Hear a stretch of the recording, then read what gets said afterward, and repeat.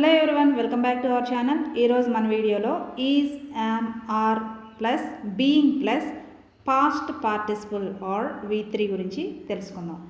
ఈ సెంటెన్సెస్ని ఎలా ఫ్రేమ్ చేయాలి అనేది తెలుసుకుందాం. ముందుగా కొన్ని సెంటెన్సెస్ చూద్దాం. Biryani is being cooked. Children are being punished. The house is being repaired. The exam is being conducted.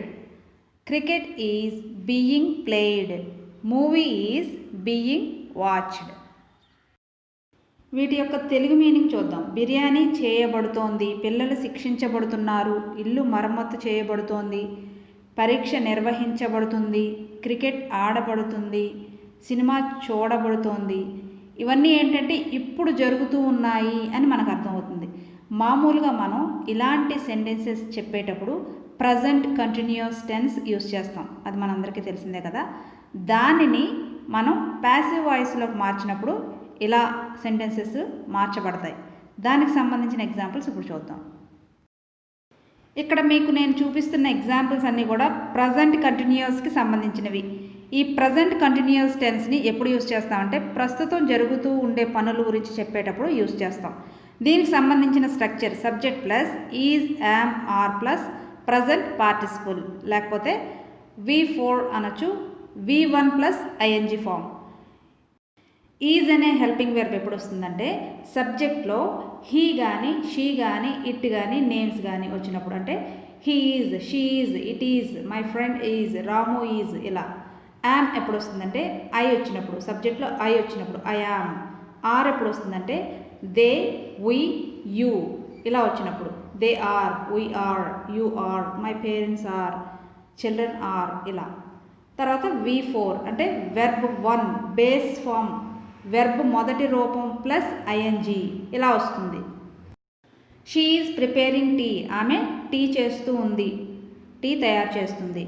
He is driving a car, అతను ఒక కార్ నడుపుతూ ఉన్నాడు. షీ ఈజ్ డ్రింకింగ్ మిల్క్, ఆమె పాలు తాగుతూ ఉంది. They are constructing a building, వారు బిల్డింగ్ని కడుతూ ఉన్నారు.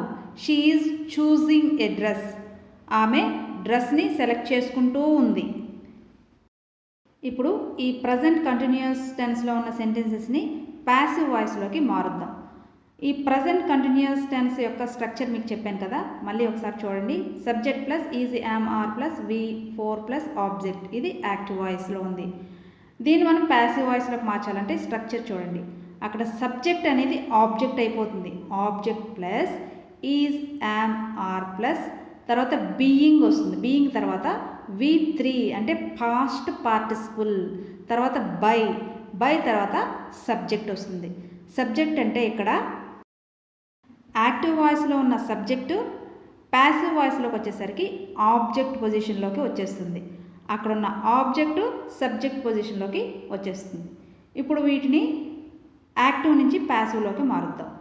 షీ ఈజ్ ప్రిపేరింగ్ టీ, దాన్ని మనం ప్యాసివ్ వాయిస్లోకి మార్చినప్పుడు tea is being prepared by her.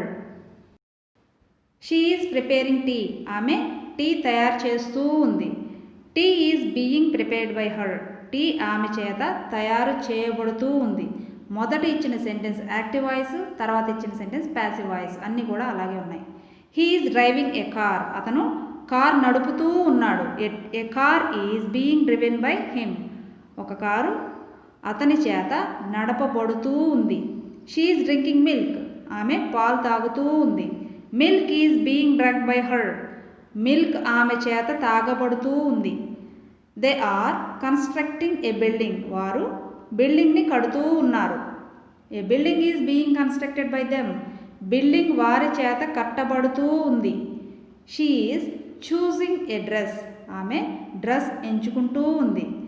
A dress is being chosen by her, ఒక డ్రెస్ ఆమె చేత ఎంచుకోబడుతూ ఉంది. ఇలా ఈ ప్యాసివ్ వాయిస్లో ఉన్న సెంటెన్సెస్ని జనరల్గా మనం మాట్లాడేటప్పుడు ప్రతిదానికి by her, by them, by him అని ఆబ్జెక్ట్ యూజ్ చేయవలసిన అవసరం లేదు. మామూలుగా మాట్లాడవచ్చు. ఫర్ ఎగ్జాంపుల్ టీ తయారవుతుందని చెప్పాలనుకోండి, టీ ఈజ్ బీయింగ్ ప్రిపేర్డ్ అంటే సరిపోతుంది. ఎవరి చేత ప్రిపేర్ చేయబడుతుంది అవన్నీ కూడా మెన్షన్ చేయక్కర్లా, మామూలుగా మాట్లాడేయచ్చు. మీకు ఏదైనా అర్థం అవ్వకపోతే వీడియో మళ్ళీ రిపీట్ చేసి చూడండి. ఈ వీడియో నచ్చితే కనుక తప్పకుండా లైక్ చేయండి, నా ఛానల్ని సపోర్ట్ చేయండి. Thank you for watching this video. Please support my channel.